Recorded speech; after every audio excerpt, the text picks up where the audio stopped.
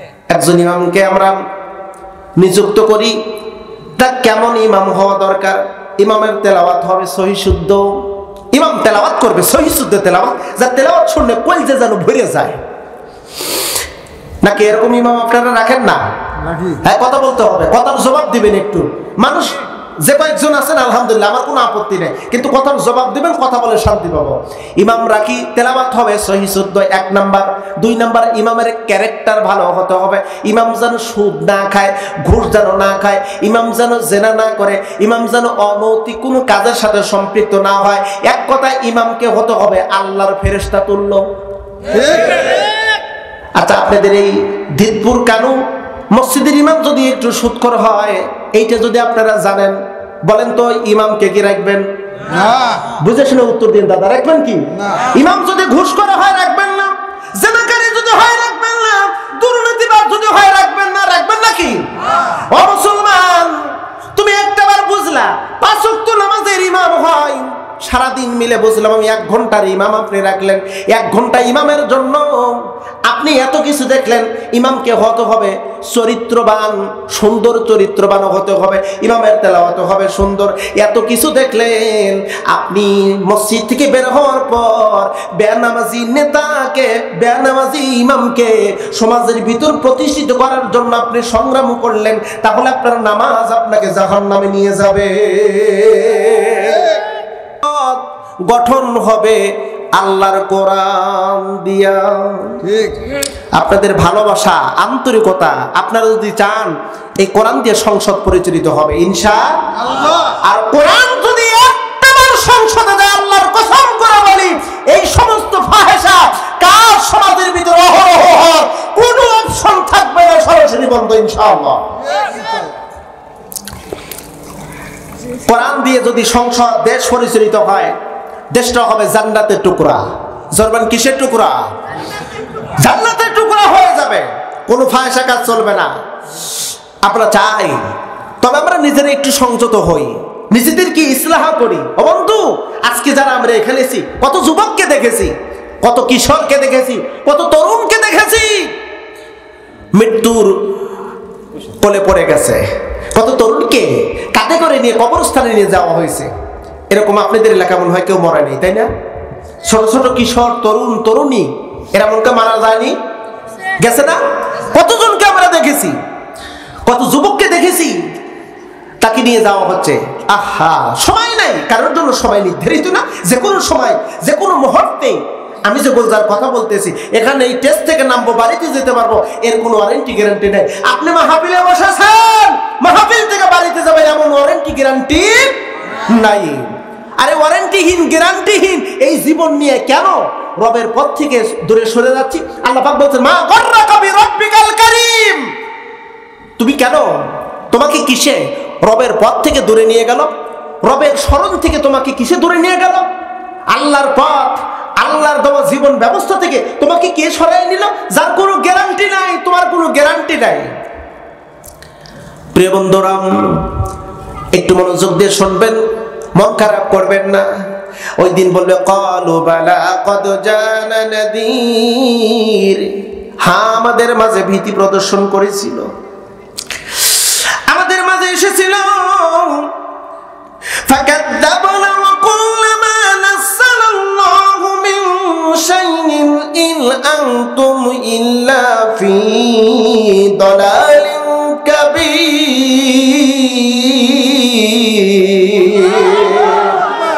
আমাদের কাছে এসেছিল, আমরা সেই দিন বলেছিলাম তোমরা মিথ্যা কথা বলতেছো। হুজুররা বলেই থাকে, বলে না সমাজের ভিতরে, হুজুররা বলেই থাকে, আমরা মানলাম না। আহা, হুজুররা বলতেছে গান বাজনা শোনা যাবে না, সিডির চাষটালে বসে আড্ডা দেওয়া যাবে না, জুয়া খেলা যাবে না, সুদ খাওয়া যাবে না, ঘুষ খাওয়া যাবে না, ব্যাপারটা থাকা যাবে না। হুজুররা গুলো বলেই থাকে, আমরা শুনলাম না, মানলাম না। এরকম মানুষ সমাজের ভিতরে আছে না? এই যে আলোচনা করতে কিছু সংখ্যক লোক আমি দেখে আসলাম, আসার সময় চাষটালের ভিতরে খুব সুন্দর করে পর্দা দিয়ে আছে, ওর ভিতরে কিছু বসতে আর চা খাচ্ছে আর কথা বলতে, এটা কি একটু কথা বললে একটা হুজুর আনছে নি, এটা একটা হুজুর হইল নি। ওই দিন ওরা বলবে, আমাদেরকে সতর্ক করেছিল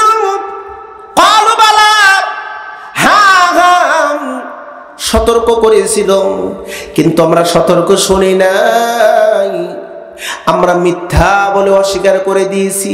এমন কিছু নাই, এমন কিছু নাই। দুনিয়াটা মস্ত বড়, খাওয়া দাওয়া ফুর্তি করো, এই দুনিয়ার স্বাচ্ছন্দ্য জীবনটাই হলো সেরা জীবন। আমরা যদি সেই দিন শুনতাম আর মানতাম, তাহলে আমাদেরকে আজকে এই জাহান্নামের মধ্যে আসতে হতো না। প্রিয় ভাই ও বন্ধু, একটু খালি মনোযোগ দিয়ে কথাগুলো শোনো, হৃদয়ে একটু ধারণ করো, মেনে নাও না। আজকের মাহফিলটা হতে পারে জীবনের শেষ মাহফিল। ঠিক, আজকের নসিহতটা হতে পারে শেষ নসিহত। একটু তামান্না করো, আজ থেকে নিজে সংশোধন হলাম, আর কোনো কবিরা গুনাহ করব না, আল্লাহর পথ ছাড়া কোনো পথে চলবো না, জগতে কোনো চিন্তা ভাবনা থাকবে না। আমি যদি দুনিয়ার কোনো কিছু সংগ্রহ করি, সেটা আমার রবের সন্তুষ্টির জন্য হবে। আমি যেই কর্ম করব, সেই কর্মটা আমার রবের সন্তুষ্টির জন্য হবে। একটু মনে মনে চিন্তা করো, মনে মনে তামান্না করো। এরপরেও যদি মালাকুল মউত সেই রূহটা নিয়ে যায়, এই যে আমি নিয়ত করলাম, নিয়ত করার কারণে রব আমাকে মাফ করে দিতে পারে। ওরা সেই দিন বলবে, অকালু লাউ কুন্না নাসমাউ আও নাকিলু মা কুন্না ফি আসহাবিস সাঈর।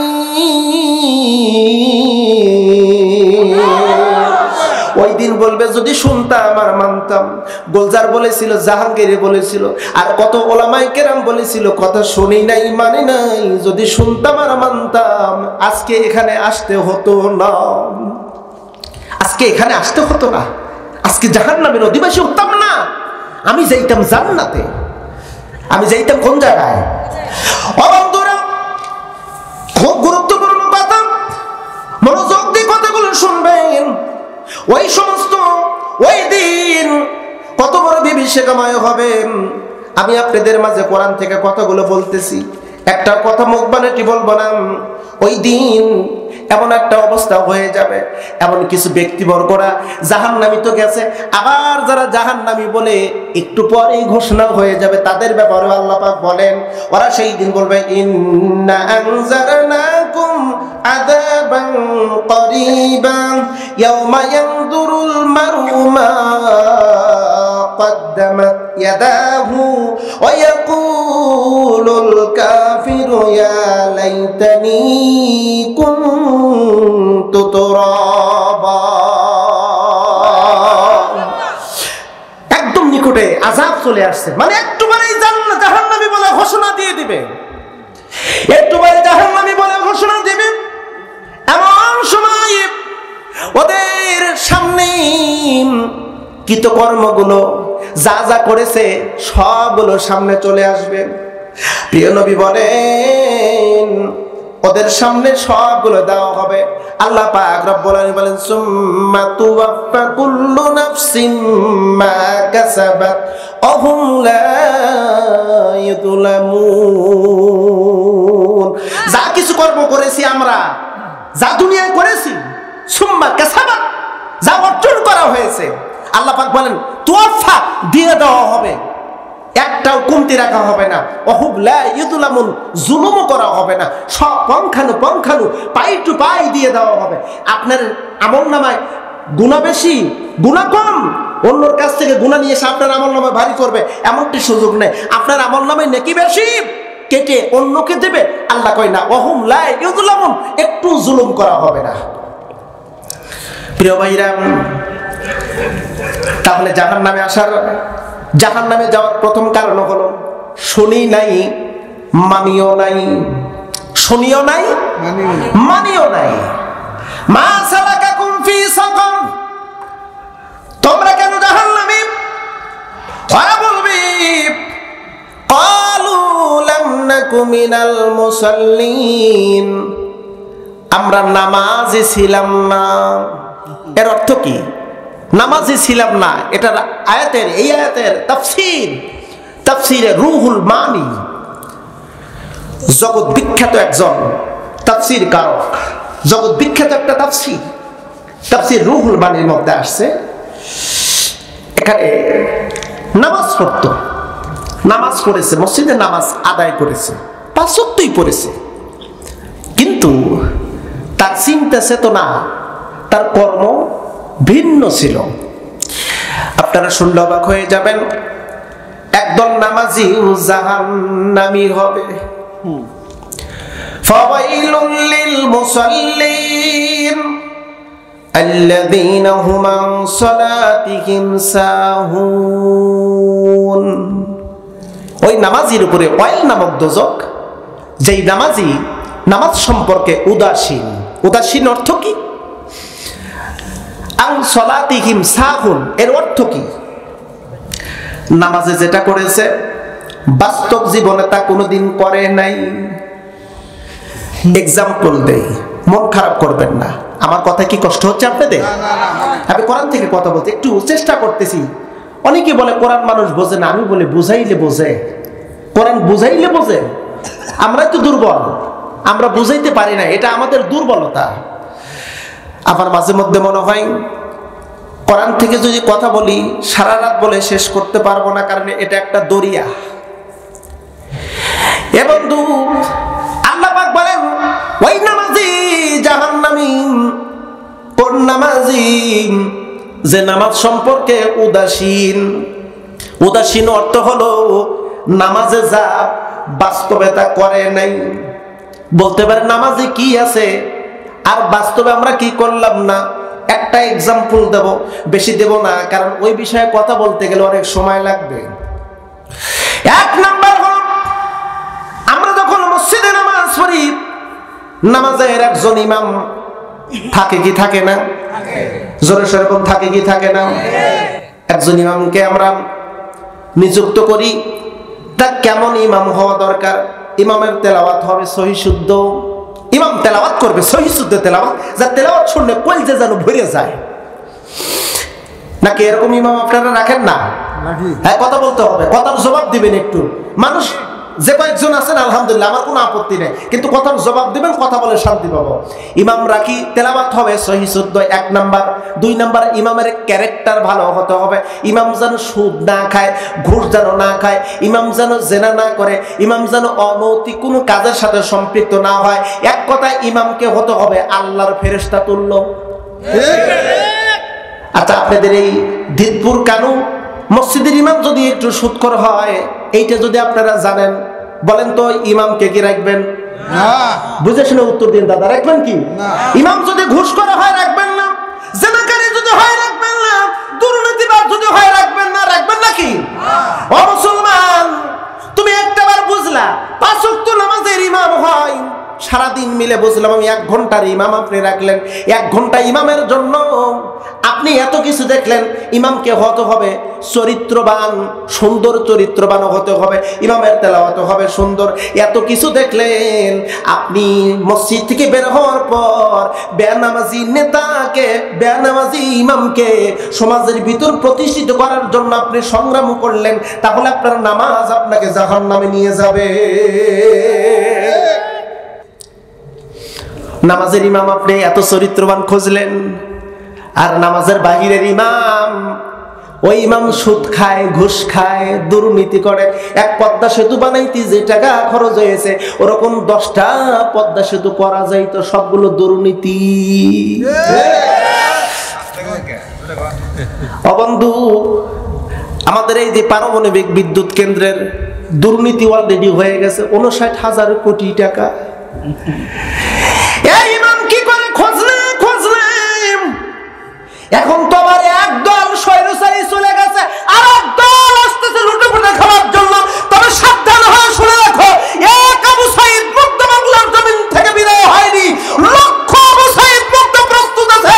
এক স্বৈরাচারী দুনিয়া থেকে বিদায় হয়ে গেলে বাংলার জমিন থেকে চলে গেছে, নতুন কোন স্বৈরাচারী বাংলার জমিনে উঠতে দেওয়া হবে না, হবে না। তোমরা চিন্তা ভাবনা করেছো আমরাও যাবো লুটে পুটে খাবো? এই সুযোগে অপশন বাংলার জমিনে আর দেওয়া হবে না। এক স্বাধীনতা আনতে গিয়ে হাজার হাজার মায়ের বুক খালি হয়েছে 1971 সালে। দ্বিতীয়বার স্বাধীনতা হলো 2024-এর 5ই আগস্ট। সেখানেও আমরা জরিপ করে দেখেছি গোটা বাংলাদেশের হাজারের উপরে শহীদ হয়ে গেছে, অনেকে পঙ্গুত্ব নিয়ে এখনো হাসপাতালের বেডে শুয়ে আছে, কারোর হাত নাই, কারোর চোখ নাই, কারোর পাও নাই, কারোর শরীরের অঙ্গহানি, এখনো অসুস্থ অবস্থায় কাতরাচ্ছে।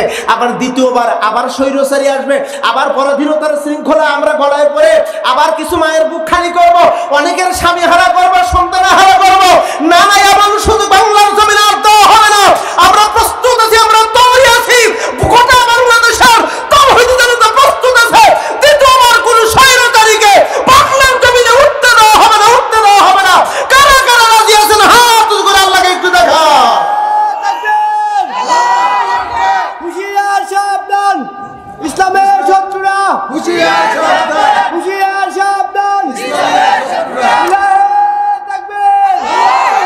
প্রিয় ভাইরা, একটা কথা শুনে রাখবেন, খুব মনোযোগ দিয়ে কথা শুনবেন।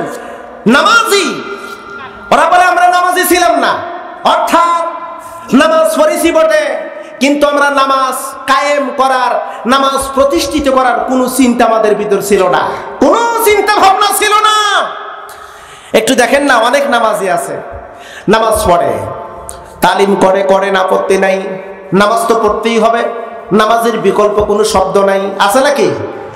নামাজ পড়তে হবে। কিন্তু বন্ধু, সমাজের ভিতরে নামাজ যাতে প্রতিষ্ঠিত হয়, এগুলো আপনাকে বাস্তবিকভাবে কাজ করতে হবে। নামাজের ভিতরে কি কি আছে, অন্য একদিন যদি সুযোগ পাই আপনাদের মাঝে আলোচনা করব। আজকে ওই বিষয়ে কথা বলবো না। আল্লাহ পাক রব্বুল আলামিন বলেন, ওরা সেই দিন বলবে আমরা নামাজি ছিলাম না, আমরা নামাজি ছিলাম না। কেমন করে? কোরআনুল কারীমের ভিতরে আল্লাহ পাক বলেন, আমার কোন বান্দা যদি ক্ষমতা পায়, ইম্মাক্কান্নাহুম ফিল আরদ, জমিনে যদি ক্ষমতাবান হয়, ক্ষমতায় অধিষ্ঠ যদি হয় আমার কোন বান্দা, তাহলে তার 4 দফা কাজ করতে হবে। প্রথম কাজ হলো আকামুস সালাহ, নামাজ প্রতিষ্ঠিত করতে হবে। 1 নাম্বার ভালো যাকাত প্রতিষ্ঠিত করতে হবে। 3 নাম্বার সৎ কাজের আদেশ প্রতিষ্ঠিত করতে হবে। 4 নাম্বার অসৎ কাজের বাধা প্রদান প্রতিষ্ঠিত করতে হবে।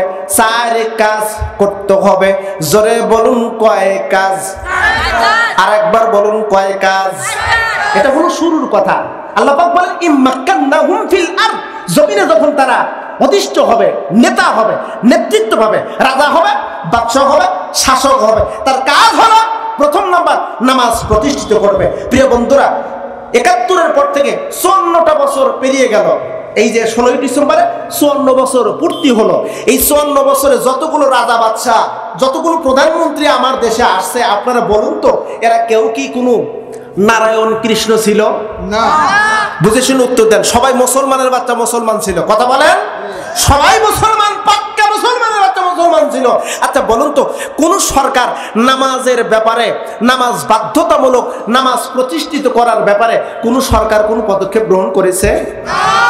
এরাই সেই দিন বলবে ক্বালু লাম নাকু মিনাল মুসাল্লিন,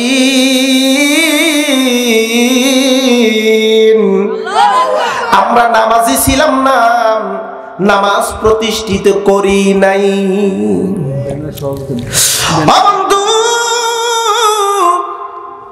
1 নাম্বার কারণ হলো নামাজি ছিলাম না। এবার আসুন 2 নাম্বার, আল্লাহ পাক রব্বুল আলামিন ওই জাহান্নামীদের ব্যাপারে বলবে, ওরা তখন বলবে আমরা নামাজি ছিলাম না। 2 নাম্বার হলো আল্লাহ পাক বলেন,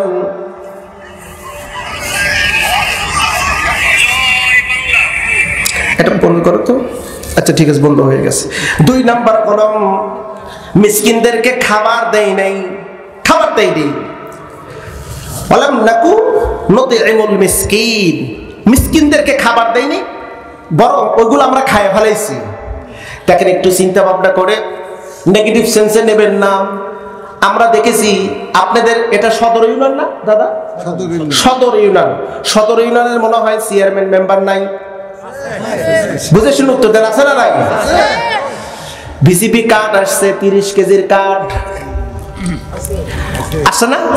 আসছে। এরপরে 10 টাকার কেজি চাউলের কার্ড আছে না? এককালীন ভাতা, বয়স্ক ভাতা, বিধবা ভাতা, গর্ভবতী মহিলাদের ভাতা, গরিব দুঃখীদের শীত বস্ত্র, এগুলো এরকম অসংখ্য অনুদান আছে, অসংখ্য অনুদান আছে। এই যে গত কয়েকদিন আগে আমি ইউনিয়ন পরিষদে গিয়েছিলাম, সচিবের সাথে কথা বললাম যে 30 কেজি কাঠ আসছে। বলে হুজুর আসছে। কতগুলো আসছে? বলে আমাদের ইউনিয়নে 375টি কাঠ আসছে। তা বললাম আমার ওয়ার্ডের জন্য 20টা কাঠ বরাদ্দ করেন। বলে হুজুর সম্ভব না, আমাদের মেম্বার আছে, চেয়ারম্যান আছে, এনারা ভাগ বন্টন করে ওনারা করবে। পরে আমি জানতে পারলাম একটা কার্ডের পিছনে 5000 করে টাকা নিচ্ছে। হ্যাঁ, ভাগ বন্টন করতেছে। তো পরিশেষে আমি টিউনের কাছে বিষয়টি অবগত করলাম। বলার পরে টিউনে বললো যে হুজুর ঠিক আছে, আপনাদের ইউনিয়নের জন্য একটা বাজেট আমরা করে দিয়েছি, আপনারা মোটামুটি 20টা করে দরখাস্ত দিয়ে দেন প্রত্যেকটা ওয়ার্ড থেকে। ওরা গরিব মিসকিনদের খাবার মেরে খায়, গরিব মিসকিনদের খাবার মেরে খায়। ধিক্কার জানাই, একজন মিসকিনের খাবার তো তুমি খাও, তোমার লজ্জা শরম করে না? লজ্জা শরম করে না? ওই দিন বলবে মিসকিনদেরকে আমরা খাবার দেই নাই। আর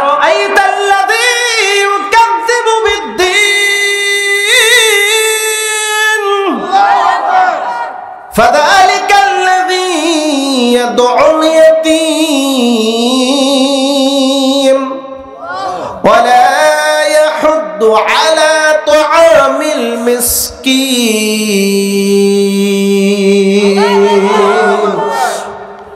আপনি কি জানেন দিনকে অস্বীকার করে কারা?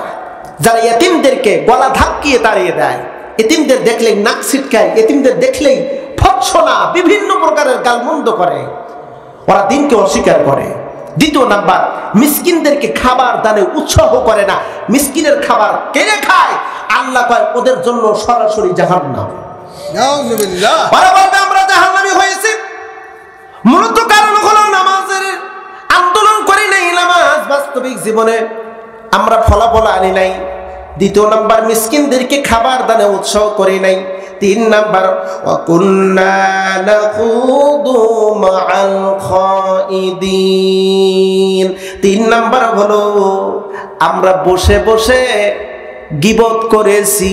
গীবত আপনাদের সিরাজগঞ্জের মধ্যে নাই, সদরের মানুষ গীবত কেউ করে না। গীবত মারাত্মক একটা রোগ। গীবত হলো মারাত্মক রোগ, মারাত্মক রোগ। রাসূল বলেন লা তাগদিবু, গীবত করো না, বাআদিন লি বাআদ, একে অপরের গীবত করে না। যে ব্যক্তি গীবত করলো সে যেন তার মরা ভাইয়ের মাংস চাবায়া চাবায়া খাইলো। অনেকেই চুপচাপ করে আছেন, সুবহানাল্লাহ কবেন নাকি? নাউযুবিল্লাহ। আরে ভাই মারাত্মক গীবত। ওয়াইলুল লিকুল্লি হুমাযাতিল লুমাযাহ, ওই ব্যক্তির উপরে লানত যারা সামনাসামনি মানুষকে ধিক্কার দিয়ে কথা বলে, কুঠার আঘাত করে কথা বলে। ওয়াইলুল লিকুল্লি হুমা, ওয়াইলুন মানে দোজকের নাম বলা হয়েছে। ওয়াইল নামক দোজক তার জন্য নির্ধারিত। যে ব্যক্তি সামনাসামনি মানুষকে ধিক্কার দিয়ে কথা বলে, কুঠার আঘাত করে কথা বলে, মনে আঘাত করে কথা বলে, 1 নাম্বার ওই ব্যক্তির জন্য ওয়াইল নামক দোজক। দ্বিতীয় নাম্বার হলো যারা পিছনে সমালোচনা করে, গীবত করে। গীবত মারাত্মক একটা রোগ ভাইজান। এই রোগটা অবশ্য আমাদের মা বোনদের মধ্যে খুব অল্পই মনে হয় পাওয়া যায়। মহিলাদের মধ্যে এই রোগটা অনেক বেশি। মহিলাদের মধ্যে এই গীবতটা এত পরিমাণ বেশি যা কল্পনাও করার শেষ নাই। স্বামীর গীবত করে আপনি মহিলার কাছে, বাস্তবিক কথা বলতেছি। মুসলিম শরীফের হাদিস, আবু সাঈদ খুদরি রাদিয়াল্লাহু তাআলা আনহু বর্ণনা করেন, প্রিয় নবীজি ঈদ মাঠের দিকে যাচ্ছেন নামাজ পড়ার জন্য। ঈদের নামাজে যাবেন নবীজি, ইতিমধ্যে মহিলাদের সমাবেশ আছে। মহিলাদের সমাবেশের পাশ দিয়ে বিশ্ব নবী যাচ্ছেন। নবীজির নজর গেল, দেখেন মহিলারা হাসাহাসি করে। হাসার আওয়াজ নবীজির কণ্ঠে চলে আসলো। আল্লাহর নবী মহিলাদের কণ্ঠের হাসির আওয়াজ শোনা মাত্রই তিনি উচ্চ স্বরে বললেন, ওগো আমার মায়ের জাতিরা, তোমরা বেশি বেশি করে ইস্তেগফার করো, বেশি বেশি করে দান সদকা করো। ইস্তেগফার করো, বেশি বেশি করে দান সদকা করো। মহিলাদের মধ্যে একজন বলল, ইয়া রাসূলুল্লাহ, আমরা কেন বেশি বেশি ইস্তেগফার করব আর দান সদকা করব? নবীজি বলেন, আমি দেখেছি জাহান্নাম আমাকে দেখানো হয়েছে, আমি জাহান্নামের মধ্যে দেখেছি পুরুষের তুলনায় মহিলারা হলো অধিক সংখ্যক জাহান্নামী। পুরুষের চাইতে মহিলারা হলো বেশি জাহান্নামী। বলতে পারেন কেন, কি জন্য? মহিলারা বলল, নবীজি কেন আমরা জাহান্নামী? হুজুর কয়েকটা কথা বলেছেন, এর মধ্যে একটা বললেন, রাসূল বললেন, প্রথমত বললেন মহিলারা অল্পতে তুষ্ট হয় না। তোমাদের একটা গুণ হলো তোমরা অল্পতে তুষ্ট হয় না। স্বামী যদি কোনো কিছু এনে দেয় ওতে তোমাদের মন সন্তুষ্ট হয় না। এরকম মহিলা অবশ্য আপনাদের সিরাজগঞ্জে এই দিকপুর কামিতে নেই, নেই আপনাদের এলাকায় নাই। অল্পতে তুষ্ট হয় না, এক নাম্বার দোষ। দুই নাম্বার, স্বামীর পছন্দনীয় বস্তু স্ত্রীর পছন্দ হয় না, তোমাদের একটা দোষ। এটা কিন্তু রাসূল বলছে, আমার সিরাজগঞ্জের মা বোনেরা আপনারা আবার মন খারাপ করেন না। এটা রাসূল বললেন, স্বামীর পছন্দের জিনিস স্ত্রীর পছন্দ হয় না, এটা আর একটা দোষ। তিন নাম্বার হলো, একটা গেল অল্পতে তুষ্ট হও না। দ্বিতীয় নাম্বার হলো স্বামীর পছন্দনীয় বস্তু এটা তোমাদের পছন্দ হয় না। স্বামীর অনুপস্থিতিতে তোমরা গীবত করো। গীবতের ধরন এরকম, আমি যতটুকু জানি, বলে আমি অমুক নামি, বলে আমি কুলসুম, তাই দেখে এই সর্বনাশা ভরানেশে সংসার করলাম, আমি ছাড়া অন্য কেউ হলে সংসার করতো না, ঝাঁটার বারে মুখে দিয়ে বিদায় হয়ে চলে যাইতো। এরকম বক্তব্য অবশ্য আপনাদের এখানকার কেউ দেয় না, তারা সে মা বোনেরা দেয়, কয় আমি ওই সংসার করতেছি। কত গীবত, কত গীবত, কত সমালোচনা। চতুর্থ নাম্বার, কথায় কথায় অভিশাপ। মহিলারা কিন্তু এদিক দিয়ে পাকা, কথায় কথায় অভিশাপ দিবে। আমি মাঝে মধ্যে বলি, ভাই যদি মহিলাদের দোয়া যদি কবুল হইতো, পৃথিবীতে কোনো পুরুষ, স্বামী পুরুষ কেউ বেঁচে থাকতো না। মহিলাদের দোয়া যদি আল্লাহ কবুল করতে, হ্যাঁ কবুল তো করে না তা কিন্তু না, কবুল করে। মানে মহিলাদের এই দোয়াটা একটু যদি একটুখানি সামান্য একটু ত্রুটি, মানে সামান্য একটু ত্রুটি মেনে নিতে পারবে না, দেখবেন অভিশাপ। একে অপরের মধ্যে ঝগড়া লাগলে অভিশাপ। নবী বললেন, আল্লাহর বান্দিরা তোমরা কথায় কথায় অভিশাপ করো, এটা আল্লাহ সহ্য করে না, যার কারণে তোমরা বেশিরভাগ তোমরা জাহান্নামী। তোমরা ফায়সা এটা বেশি পছন্দ করো, নাপাকি থাকাটাকে বেশি পছন্দ করো। ও মা বোনেরা, গীবত মারাত্মক একটা রোগ, খবরদার এই গীবত থেকে দূরে থাকবেন। গীবত করবেন জীবন শেষ হয়ে যাবে, বরবাদ হয়ে যাবে। তবে আমরাও কিন্তু কম না, গীবতে কিন্তু আমরা পটু, আমরাও গীবতে পটু। গীবত হলো তিন প্রকার। কয় প্রকার বলুন তো, একটু জোরে বলেন না কা? গীবত করা ফরজ, গীবত করা ফরজ, গীবত না করলে আপনি গুনাহগার হবেন। গীবত করা হারাম, আর গীবত করা জায়েজ। তিন প্রকারের গীবত। প্রশ্ন দিয়ে গেলাম, ইমামের কাছ থেকে জেনে নেবেন। কথা ক্লিয়ার? বুঝলেন না কেন? কথা ঠিক আছে? গীবত করা ফরজ, গীবত করা হারাম, গীবত করা জায়েজ, তিন প্রকারের গীবত। বেশিরভাগ আমাদের ভিতরে যারা গীবত করে, এই বেশিরভাগ গীবত গুলো হারাম পর্যায়ে গীবত হয়ে যায়। বেশিরভাগ গীবত হয় হারাম পর্যায়ে গীবত। শেষ করে দেবো না কি যেন করে দিলেন? শেষ করে দেবো নাকি ভাই? রাত অনেক হয়ে গেছে, বহুত দেরি আছে। একটা কথা মাথায় রাখবেন, গীবত মারাত্মক একটা রোগ, তবে এটা আসে ভিতর থেকে। এটা হলো আত্মার একটা কঠিন রোগ। আত্মার 10টা রোগ আছে। কদ আফলাহা মান যাক্কাহা ওয়া কদ খাবা মান দাসসাহা। যে ব্যক্তি আত্মার পরিশুদ্ধতা করলো ওই ব্যক্তিটি সফলতা পেল, যে ব্যক্তি আত্মার পরিশুদ্ধতা করলো না ওই ব্যক্তি সফলতা পেল না। এবার আত্মার রোগগুলো কি কি? রোগ যদি নির্ণয় না করেন চিকিৎসা করা কিন্তু কঠিন আছে, আছে না? আপনার রোগ কি হলো, রোগই নির্ণয় করতে পারলেন না, কি রোগ, চিকিৎসা করবেন কিভাবে? আমাকে একজন বলছিল, হুজুর এই হোমিও দোকানে গেলে, হোমিও ডাক্তারের কাছে গেলে ওই জ্বরেরও যে ওষুধ দেয়, পায়খানা ডায়রিয়া হলেও একই ওষুধ দেয়। মানে ওই যে আপনাদের এখানে আছে না এই সাদা গোল গোল, হ্যাঁ সাদা গোল গোল, যে ওটাকে কি বলেন, বড়ি বলে, সাদা বড়ির মতন, ইউরিয়া সারের মতন দেখা যায়, কিন্তু ইউরিয়া সারের মতন গোল, আবার ওই পাউডার। তো ওই সব ওষুধ যে রোগী সব রোগের একই ওষুধ। আমি বলি বোকা, ওর ভিতরে যে পানি দেয় না, ওই পানিটা একটু ভিন্ন। ও বন্ধু, আত্মার 10টা বসত স্বভাব, 10টা রোগ আছে। এই 10টা রোগ থেকে মুক্ত করার জন্য একটা এলেম অর্জন করতে হয়। ওই এলেমের নাম হলো ইলমে মারিফা। ইলমে মারিফা, ওই এলেমের 19টি নাম। ইলমে মারিফার 19টি নাম।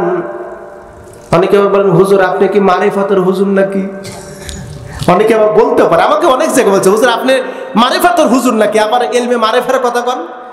আমাদের সমাজের ভিতরে একটা জিনিস আছে, মারিফা মানে হলো গোপন জিনিস। কথা কন না কেন? মারিফা মানে গোপন, এটা প্রকাশ করা যাবে না। যার কারণে নারী আর পুরুষ ওরা পর্দার ভিতরে যা করবে ওটা গোপন, বাহির করা যাবে না। এটা হলো আমাদের সমাজের ভিতরে একটা চিত্র। মারিফা মানে গোপন। আমি বলি ভাইজান, মারিফা মানে গোপন না।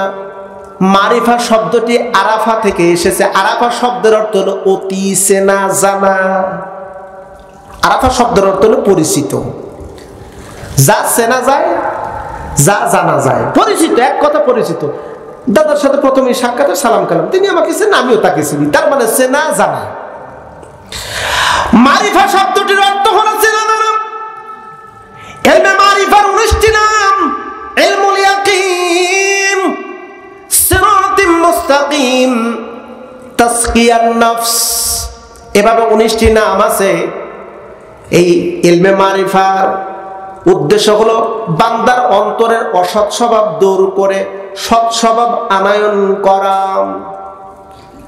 কোরআনুল কারীমের এই পুরো কোরআনুল কারীমের ইলম হলো 3 ভাগ। পুরো কোরআনের ইলম 3 ভাগ। ইলমে আকাইদ, ইলমে ফিকহা মানে ইলমে শরিয়া, আর ইলমে লাদুনি মানে ইলমে মারিফা। যখন এটা আল্লাহু আকবার। ইলমে মারিফার জ্ঞান যদি কোনো ব্যক্তি অর্জন না করে, ওই ব্যক্তিটি প্রকৃত আলেম না, ওই ব্যক্তিটি প্রকৃত মুমিন হতে পারবে না, ওই ব্যক্তিটি প্রকৃত মুসলিম হতে পারবে না। ইলমে মারিফা এটা খুব সেনসিটিভ একটা ইলম। এটা আত্মার অসৎ স্বভাব দূর করে দেয়। আত্মার অসৎ স্বভাব হলো 10টি। এক নজরে একটু জেনে নেই। 1 নম্বর হলো অহংকার। অহংকার অন্তর থেকে আসে, কিন্তু ঠিক কিনা? অহংকার 1 নম্বর। 2 নম্বর হলো হিংসা, অন্তরের রোগ। 3 নম্বর হলো গীবত, অন্তরের রোগ। 4 নম্বর হলো রিয়া, লোক দেখানো, লোক দেখানো। আল্লাহ মাফ করে দিক, আল্লাহ মাফ করে দিক।